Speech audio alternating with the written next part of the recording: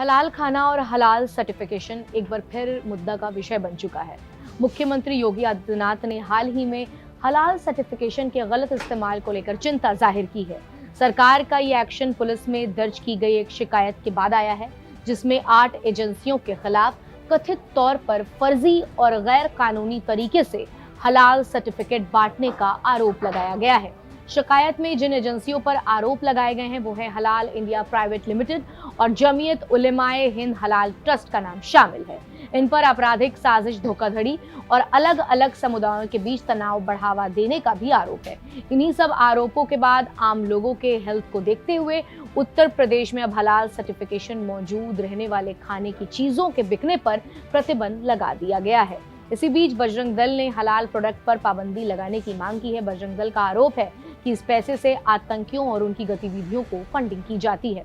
आपको बता दें कि हलाल इंडिया प्राइवेट लिमिटेड कंपनी गैर सरकारी कंपनी के रूप में काम करती है और ये पांडिचेरी में रजिस्टर्ड है। इस कंपनी के 3 प्रमोटर हैं, अब्दुल जमील मोहम्मद जिन्ना, अब्दुल वसीम शेख दाऊद और मुस्फिकुरुल्लाह अब्दुल जमील मोहम्मद। अब्दुल मोहम्मद जिन्ना और अब्दुल वसीम शेख दाऊद को हलाल इंडिया प्राइवेट लिमिटेड के निदेशक के रूप में नियुक्त किया गया था। इसकी बुनियाद जो है 5 अगस्त 2009 को रखी गई थी। अब आपको इस वीडियो में तफसील से समझाएंगे कि आखिर हलाल क्या है और क्यों इस पर बार बार विवाद हो जाता है। लोगों को अक्सर ये लगता है कि हलाल शब्द सिर्फ खाने पीने के मसलों में इस्तेमाल होता है, लेकिन ऐसा बिल्कुल नहीं है। इस्लाम में हलाल टर्म को लेकर सख्त कानून है, जैसे हलाल खाना, हलाल कमाना और हलाल जिंदगी जीना।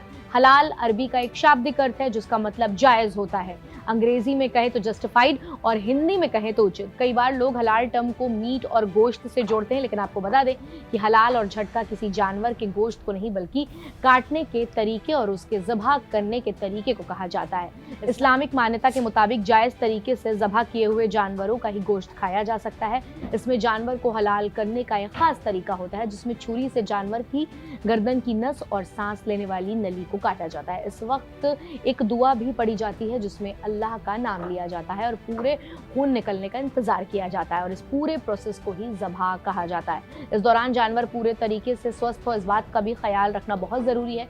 इस पूरे प्रोसेस के पीछे एक साइंटिफिक वजह बताई जाती है। कहा जाता है कि हलाल प्रोसेस में ब्लड क्लॉटिंग कम होती है। इस्लामिक धर्म गुरुओं के मुताबिक झटका से काटने में जानवर के शरीर का खून पूरे तरीके से बाहर नहीं निकल पाता और अगर किसी जानवर के खून में बीमारी होती है तो उसके मीट का सेवन नुकसानदायक हो सकता है। वहीं हलाल करने से जानवर के जिस्म में खून पूरी तरीके से बाहर निकल जाता है। जानवर का खून बहने से उसके मीट से बीमारी खत्म हो जाती है, इसलिए मुसलमान झटका मीट खाना पसंद नहीं करते हैं। वही हलाल मीट लंबे समय तक चलता है और उसमें से बदबू आने की भी संभावना कम रहती है।